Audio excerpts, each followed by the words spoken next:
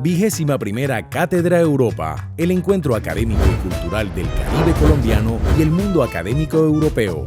Europa se vive en el Caribe.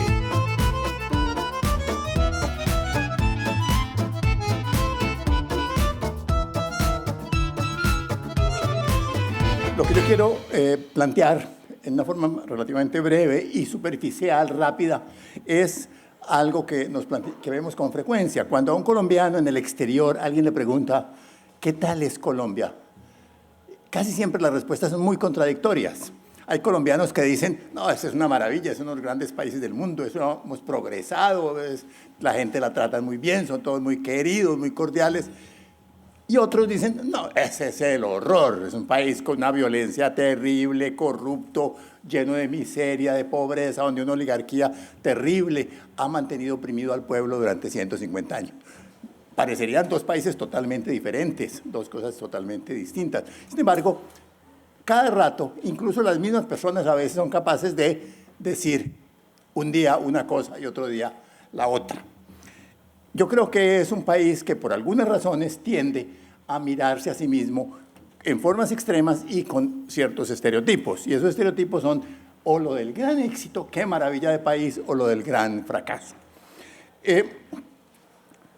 A veces son personas diferentes. La maravilla del país pues nos sale todos los días en las páginas del Tiempo o nos sale en los políticos, y el desastre nos sale en la gente de oposición, en la gente ligada a la izquierda radical, a la guerrilla, etcétera, que tratan de mostrar cómo la justificación precisamente de la guerrilla es el hecho de que Colombia haya tenido tanta miseria, tanta pobreza, tanta corrupción y tanta explotación de los dirigentes de la élite, a los cuales hay que derrotar de alguna manera, y esa es la justificación, en cierta manera, de la lucha de la guerrilla. Ha sido siempre el hecho del desastre colombiano. Pero esto es muy extraño. También a veces se encuentra uno en gente que es completamente opuesta a la guerrilla, gente de derecha, el mismo argumento. Acaba de salir un libro de un profesor del externado de la Universidad del Rosario, muy afín al pensamiento de Álvaro Gómez Hurtado, que se llama ¿Por qué fracasa Colombia?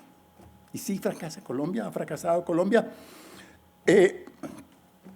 Yo creo que hay que tratar de pensar si Colombia ha tenido una experiencia tan fracasada como a veces pensamos, o si ha tenido una experiencia tan buena como a veces pensamos.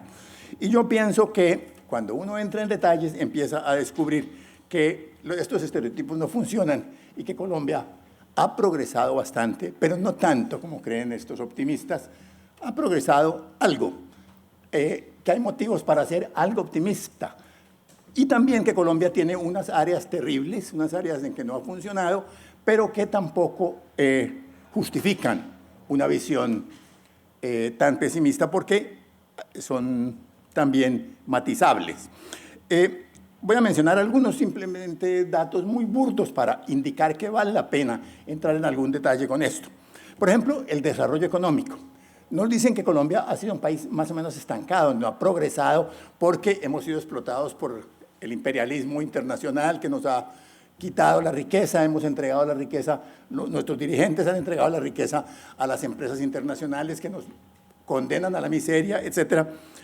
Pero cuando uno mira y compara con otros países más o menos similares o aún diferentes, encuentra que Colombia en el siglo XX ha crecido relativamente bien. Cuando yo miro Colombia entre 1910 y el 2010 y lo comparo con los países latinoamericanos, encuentro que Colombia fue el país latinoamericano que más creció en total en esos años, con excepción de Brasil. Pero, curiosamente, Colombia nunca creció mucho.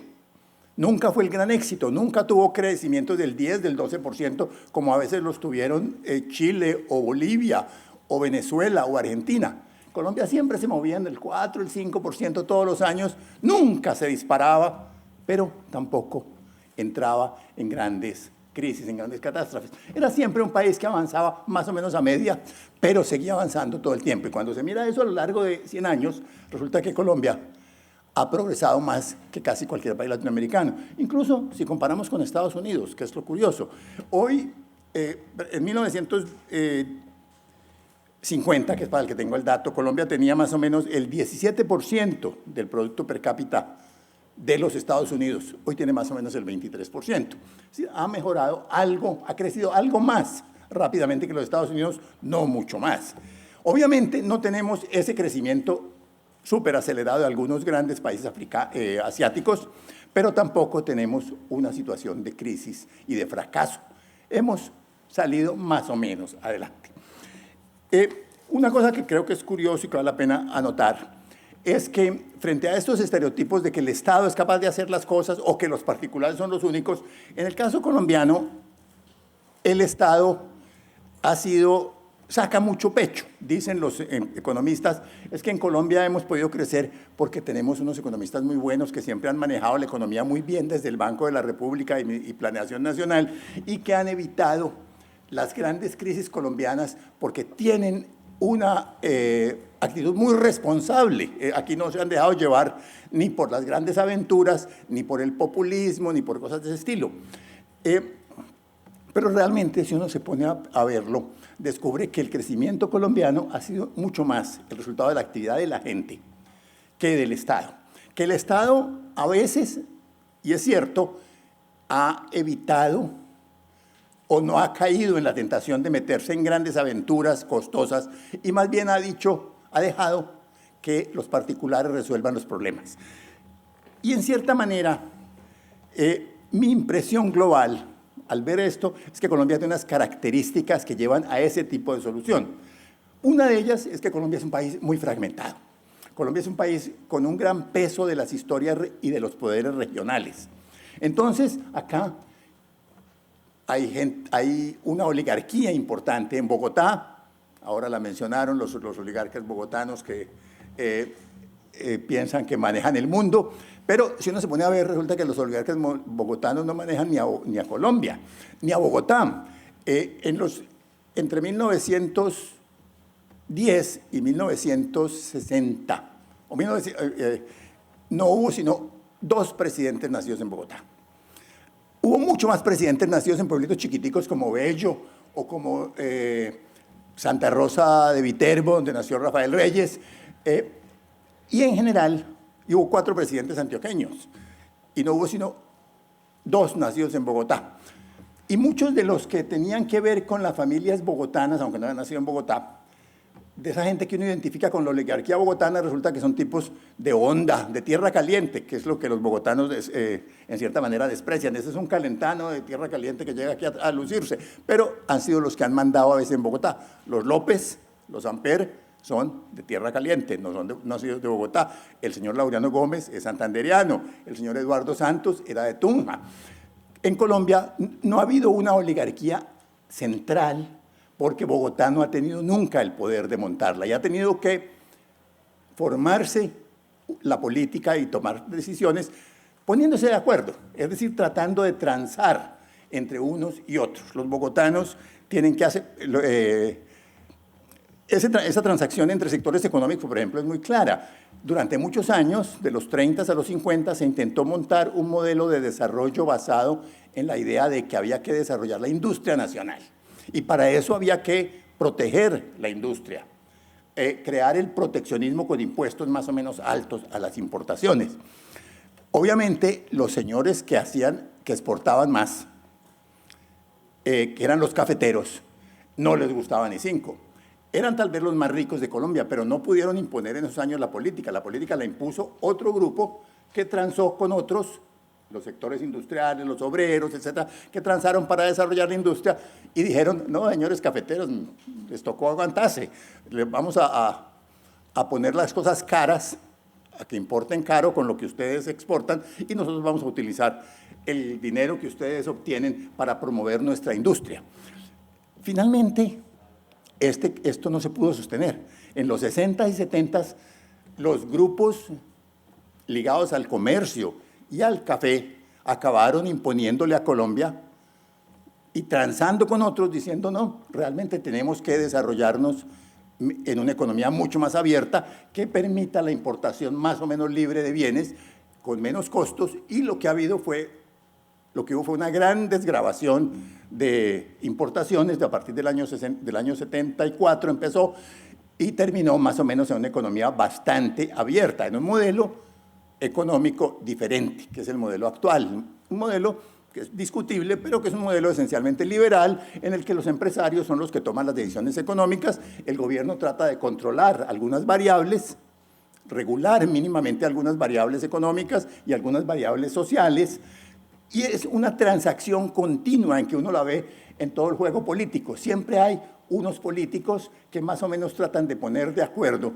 a los empresarios de diversas tendencias para que adopten unas políticas que no sean demasiado radicales, para que si van a hacer protección, lo hagan de tal manera que no se le suba el costo de vida mucho a la gente, o si se le sube el costo de vida a la gente, suban un poco los salarios mínimos. Entonces Colombia ha tenido unos mecanismos que son siempre como no nos demos muy duro, tratémonos pasito, cuadrémonos un poquito.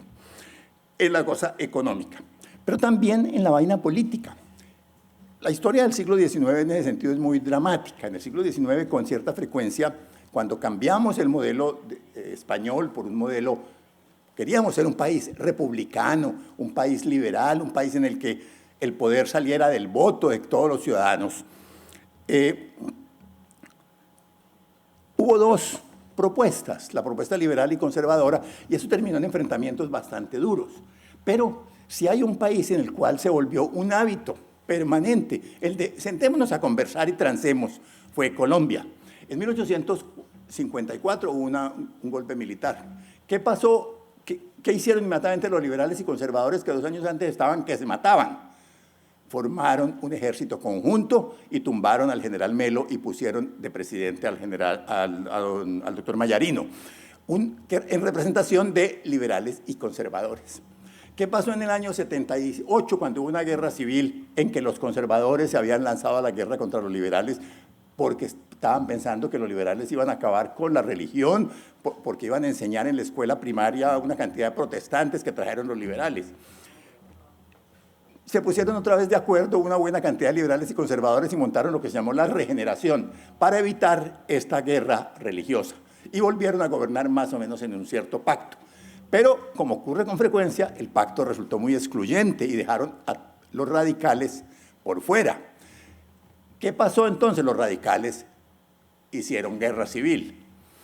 ¿Y qué ocurre? Contra este grupito que se había aliado de liberales y conservadores. Pero un grupo liberal radical dijo, no, esto sí, a nosotros no nos tocó nada.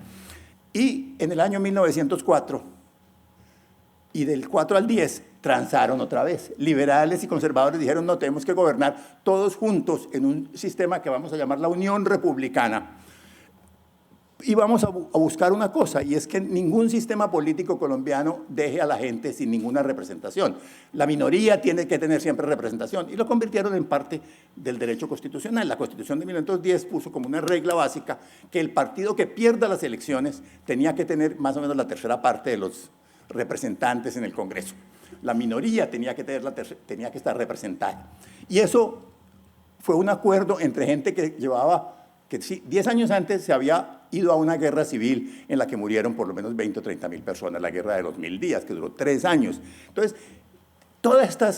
había una gran capacidad para matarse, pero una gran capacidad para, después de haberse matado, sentarse a decir, ve, si somos amiguísimos, ¿por qué no nos ponemos de acuerdo y vamos a gobernar en paz? Y lo hicieron entonces en el año 10, y del año 10 al año 47, 48, aunque esto a veces se desconoce y se insiste en que no es así, Colombia tuvo una de las épocas de mayor paz de toda la historia y fue un país muy pacífico, aún en términos internacionales. La tasa de homicidios de Colombia en esos años se movía entre el 4 y el 5%, 5 por 100.000, que es una tasa inferior a la de los Estados Unidos hoy, inferior a la de muchos países del mundo y más o menos similar a algunos países europeos. Por supuesto, España es mucho más pacífica. España tiene una tasa muy inferior y algunos amigos míos medio perversos dicen que es porque como logran desfogar todas las emociones en los toros, entonces no tienen que matar a la gente porque matan a los toros. Pero obviamente los enemigos de los toros dicen que no, que las corridas desarrollan un espíritu violento. Pero España sí, obviamente fue mucho más tranquila que Colombia, pero Colombia fue más tranquila que muchos países. Y fue por el resultado de una transacción que se fue manifestando también en muchos otros momentos durante ese periodo. Se estaba desarrollando la economía, había café, había nuevas industrias, las ciudades crecían. En las ciudades había grupos obreros que pedían reivindicaciones determinadas, alzas de salarios. ¿Qué hicieron los gobernantes de la época? ¿Qué hicieron los políticos?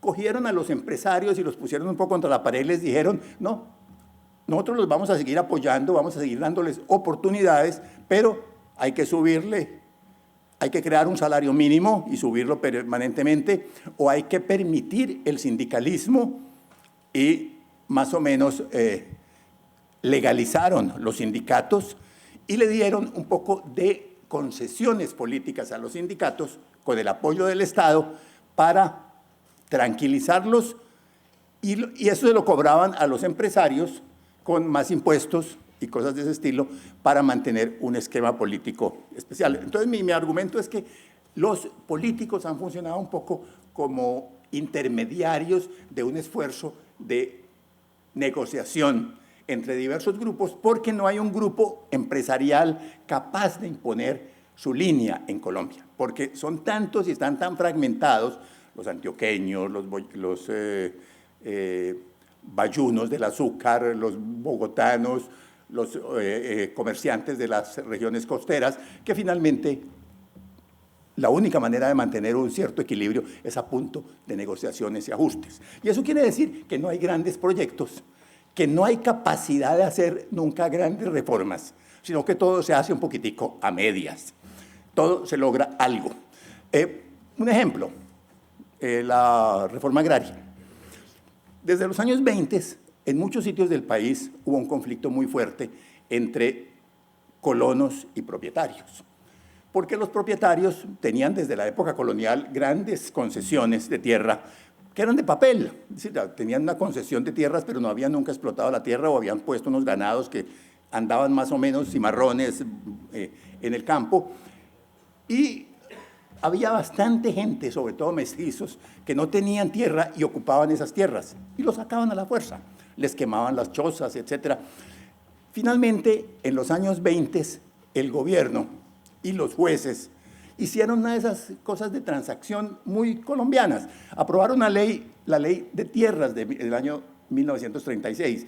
Y esa ley de tierras la puede leer uno y puede encontrar en la historia, en los historiadores, todos los argumentos. Los que dicen, esa fue una ley de tierras hecha por la presión de los campesinos valientes y luchadores que impusieron la defensa del colono, porque esa ley determina que la propiedad depende del trabajo. Usa el principio casi marxista.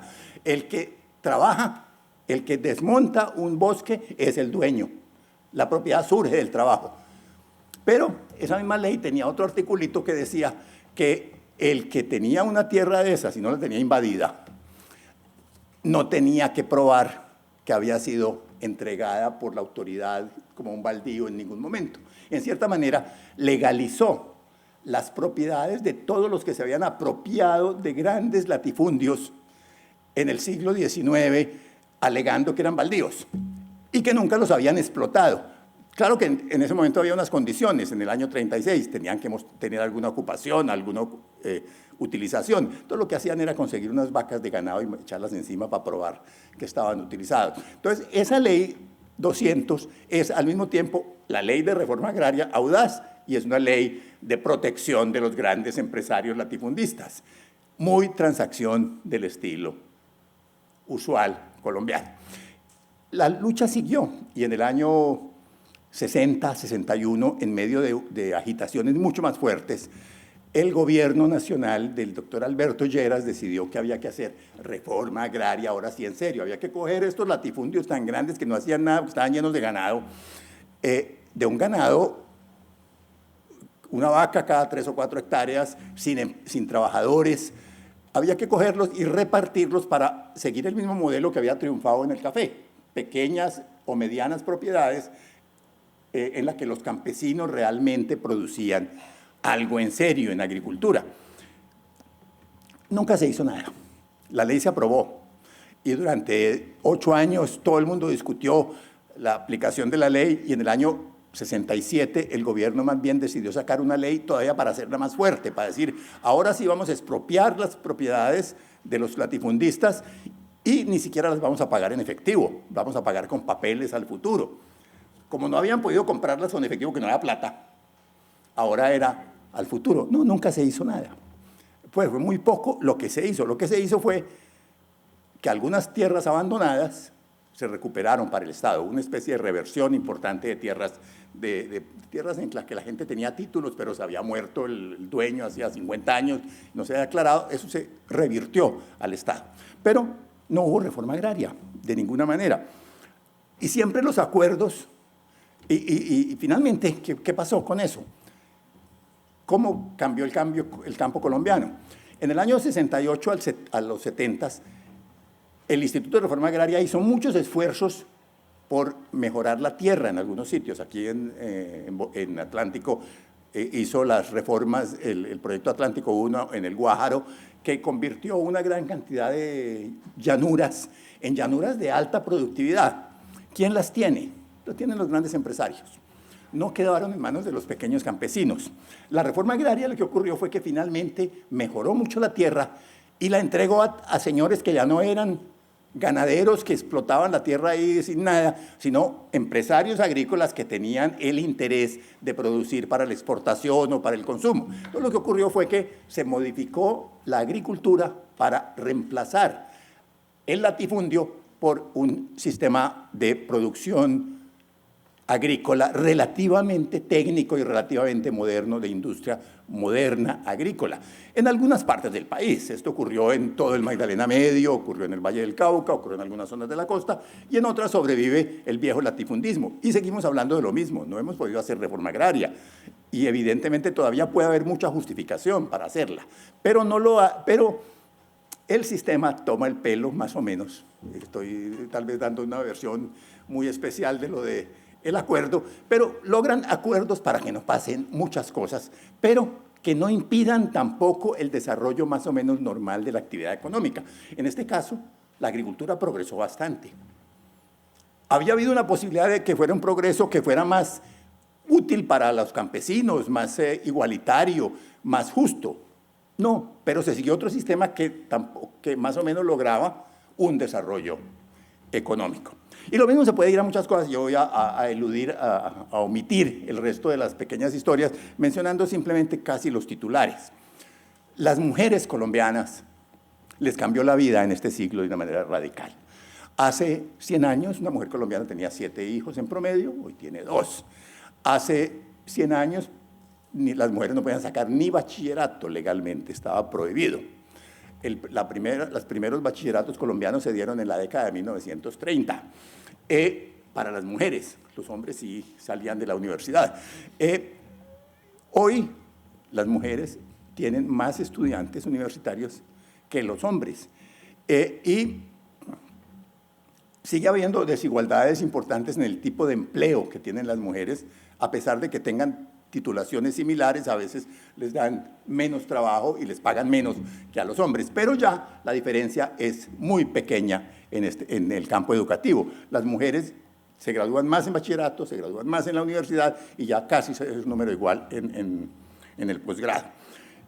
Fuera de eso están todos los derechos legales. Obviamente hay fenómenos de vida real que siguen creando desigualdades, pero legalmente el cambio es total. La educación. Hace 100 años el alfabetismo colombiano era del orden del 15%, hoy para la población de menos de 20 años es del 97%.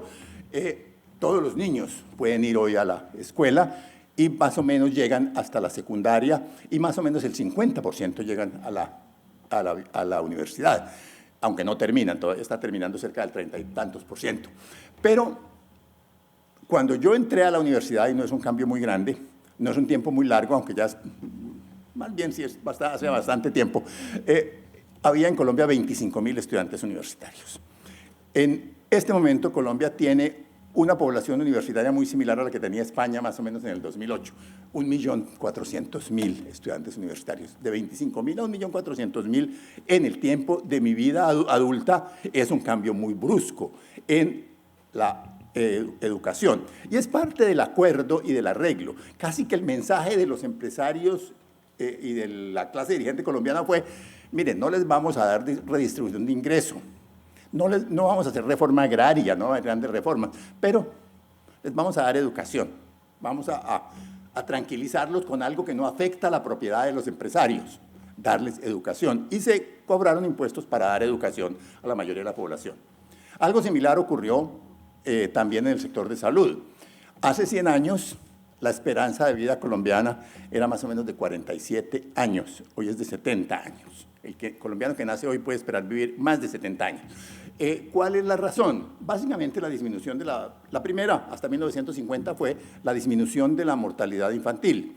Los niños se dejaron de morir de diarreas y males estomacales simplemente porque las ciudades empezaron a ofrecer agua potable. Y hubo una educación a las madres que aprendieron a manejar a los niños con higiene, entonces disminuyó drásticamente la mortalidad infantil. Adicionalmente hubo vacunas que frenaron la mortalidad infantil y finalmente, desde 1950 en adelante, la medicina misma empezó a ser usada para atender realmente a una población más o menos grande. Y hace 20 años, en una decisión muy difícil, el gobierno decidió hacer universal la atención de salud. Más universal de lo que es hoy, por ejemplo, a pesar de lo que uno llore cada que tiene que hacer una cola, porque el sistema es de lo más aburridor del mundo, de lo menos funcional, pero existe y funciona, mucho más universal que los Estados Unidos. Hay más cobertura de salud en Colombia hoy que cobertura gratuita que en los Estados Unidos. Y eso va a producir y está produciendo niveles de salud mucho más altos. El otro es las ciudades. Si uno ve las descripciones de Colombia de 1957, 58, Bogotá, Medellín, Cali, estaban compuestas por un núcleo viejo y una ciudad rodeado, ese núcleo viejo, de invasiones de casas de lata y cartón. Eso desapareció para ser reemplazado por las viviendas de interés social, por edificios de 4 pisos, todos igualitos, de 30 y pico metros, los apartamentos muy estrechos y muy malucos, pero finalmente con servicios públicos, con agua, energía, a veces gas y alcantarillado, y hechos en ladrillo en vez de lata y que era lo que había. Las fotos de los años 60 son impresionantes de estos tugurios masivos de Medellín o de Bogotá en los que se formó pues, la gran agitación urbana de ese momento. Este es un cambio que no podemos olvidar. Colombia resolvió en cierta manera la crisis dramática de su sistema urbano, a pesar de que las ciudades sigan siendo, porque es que no podemos decir que, como dicen nuestros alcaldes, que es que Bogotá es una ciudad ejemplar para el mundo y que el mundo está muerto de la dicha de vivir como en Bogotá. No, siguen siendo ciudades terriblemente congestionadas, con muchos problemas, pero que no tienen comparación con lo que había hace 40 años. Entonces, simplemente para concluir, quiero decir que si uno mira con algún cuidado lo que ha pasado en Colombia en estos 100 años, llega a la conclusión de que realmente siempre hemos avanzado algo, pero que nunca hemos avanzado tanto como nos dicen los queridos políticos. Pero hemos avanzado y no podemos perder no podemos dejar de mirar la complejidad de un país que es al mismo tiempo un país de progreso y de conflicto. Creo que he estado dejando de lado el caso más grave de todos, que es el de la violencia. Colombia es el país prácticamente en paz, donde más gente ha muerto por culpa de sus conciudadanos en el siglo XX. En Colombia, entre 1960 y hoy, 1958 y hoy, murieron cerca de 700.000 personas víctimas de homicidios. Es una cifra monstruosa. Y sin embargo, también acabamos buscando cómo negociar eso y empezó una caída muy fuerte. En los años 2004, 2005 se negoció con uno de los principales miembros de grupos de violencia, que eran los paramilitares, y se les dio una semiamnistía, no una amnistía muy total, y finalmente disminuyó muchísimo el nivel de violencia. Y hace 2 años se firmó otro acuerdo de paz entre el gobierno y las FARC. En cierta manera, los dos grupos que uno podría decir que tenían más responsabilidad por lo que había pasado en Colombia y se firmó un acuerdo de paz que va a llevar seguramente, yo puedo apostar a que en 3 o 4 años la tasa de homicidios en Colombia se ha reducido 30 o 40%, pero no va a desaparecer. Mucha gente dice, no, ¿para qué hacer un acuerdo de paz si finalmente va a seguir habiendo violencia? Sí, pero va a haber mucho menos violencia de la que hay. Entonces, si uno dice, lo único que sirve es arreglarlo todo perfecto, obviamente no arregla nada. Si lo único que sirve es, o si la única expectativa es que todo siga igual de mal, no vale la pena hacer nada. Pero lo que ocurre en Colombia, finalmente, es que es un país contradictorio, complejo, en el que las cosas medio avanzan, pero afortunadamente siempre han avanzado algo. Creo que no puedo demorarlos más y, por lo tanto, paro todo acá, a pesar de que tenía mucho más material, pero los invito a mirar algunos de estos materiales en mi página web. Yo tengo una página web, jorgeorlandomelo.com, en el cual hay muchos artículos sobre esta situación colombiana y allí pueden encontrar alguna información complementaria sobre estas cosas. Y además pueden seguramente encontrar motivos tanto para estar de acuerdo como para polemizar contra estas afirmaciones. Muchas gracias.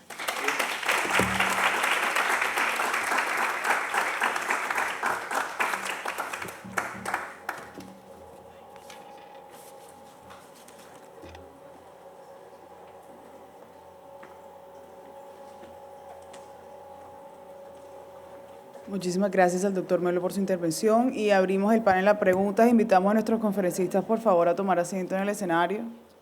Bueno, muy buenas tardes. Llegué tarde y no tuve la oportunidad de escucharlos a todos, pero alcancé a escuchar del historiador Jorge Orlando Melo. Mi pregunta sería para él. Yo estoy en el proceso de llegar a conocer la historia.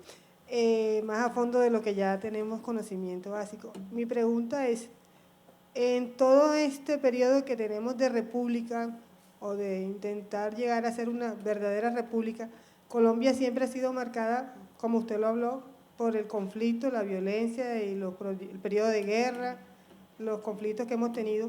Y usted mencionó algo sobre el problema de la tierra que se ha querido tratar y eso.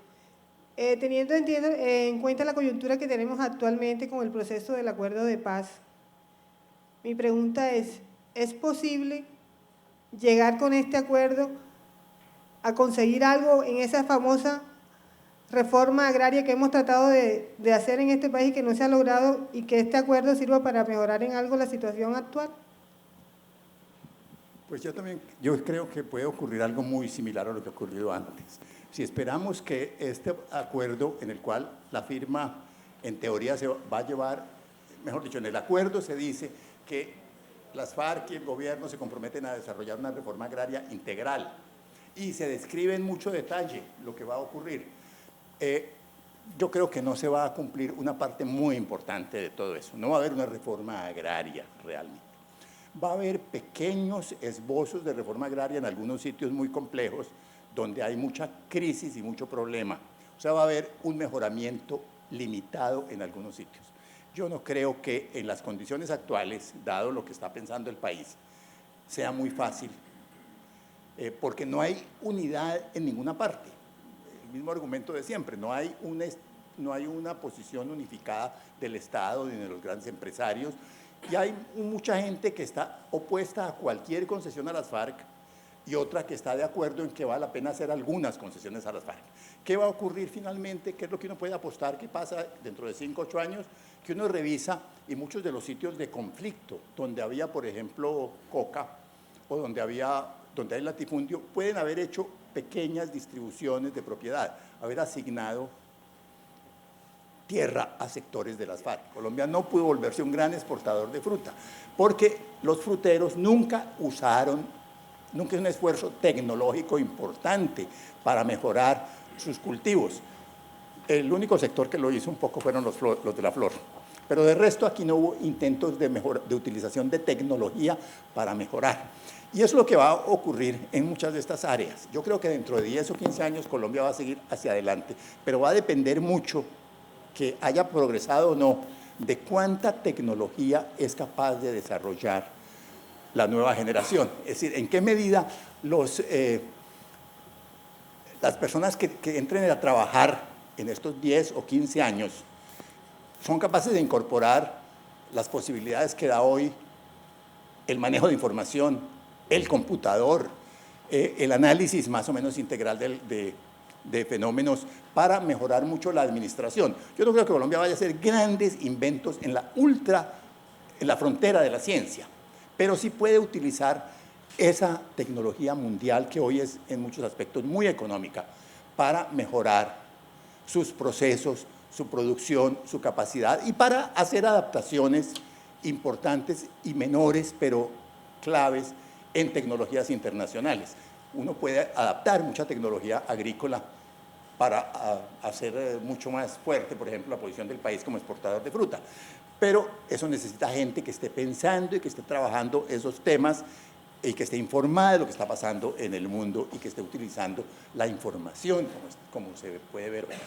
Colombia, pues, necesita una generación formada en un nivel mucho más creativo que el actual para que pueda servirle a las áreas productivas para mejorar su capacidad y para que dentro de 20 años ustedes puedan decir, hombre, pues sí, Colombia ha seguido avanzando, tal vez no mucho, pero ha seguido avanzando. Y ha seguido avanzando en parte por lo que hemos contribuido nosotros, los que estudiamos en los años 2020 y terminamos aportando algo a la tecnología y al conocimiento en Colombia.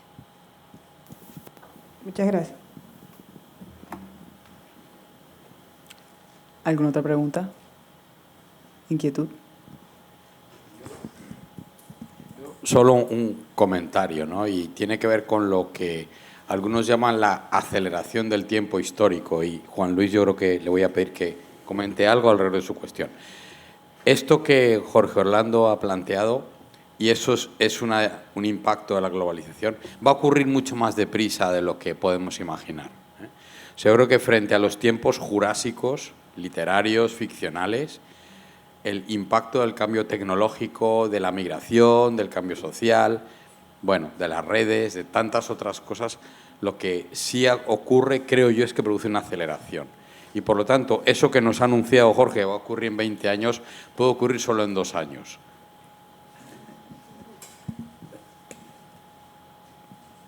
¿Tú qué opinas, Juan Luis? Tú tienes una perspectiva de medio plazo largo de Colombia, ¿no? Sí, conozco Colombia hace unos años, no desde luego en tanto detalle ni como tú ni como Jorge Orlando. Y creo que el esquema que ha planteado Jorge Orlando es muy acertado, tanto en los estereotipos que incluso los propios colombianos proyectan de o todo lo bueno, todo lo malo, con todos los problemas emocionales que eso plantea para cualquier valoración de lo propio. Y también respecto a todo lo que ha salido del proceso de paz y lo que puede salir de ahí. De nuevo, yo creo que el problema fundamental es valorarlo todo solamente como blanco o solamente como negro. Y creo que al menos algunas de las cosas que hemos aprendido los que venimos de culturas hispanas y latinas y nos hemos criado luego en países como Canadá, es que lo que hay que es aprender a mirar todos los tonos de grises. Porque cambiar 2 o 3 tonos de grises hacia lo blanco supone un cambio grandísimo y hay que valorarlo en su justa medida.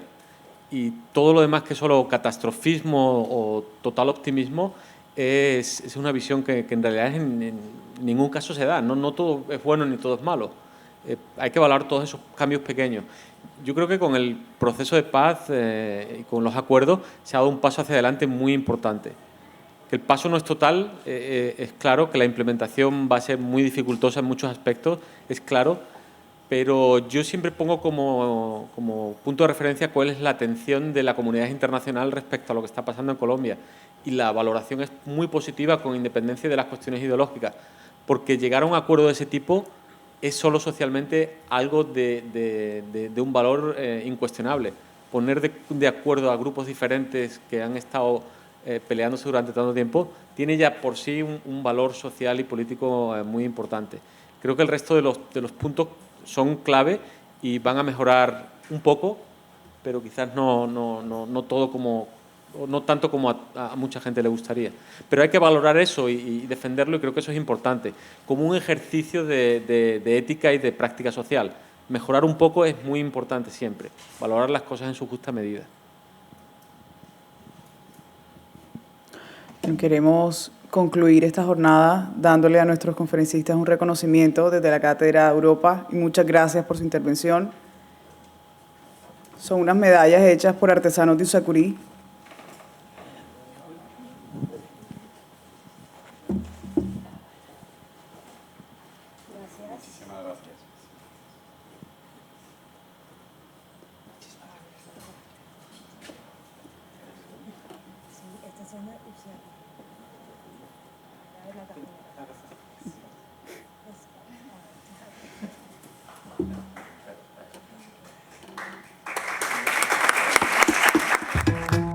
Vigésima primera Cátedra Europa, el encuentro académico y cultural del Caribe colombiano y el mundo académico europeo.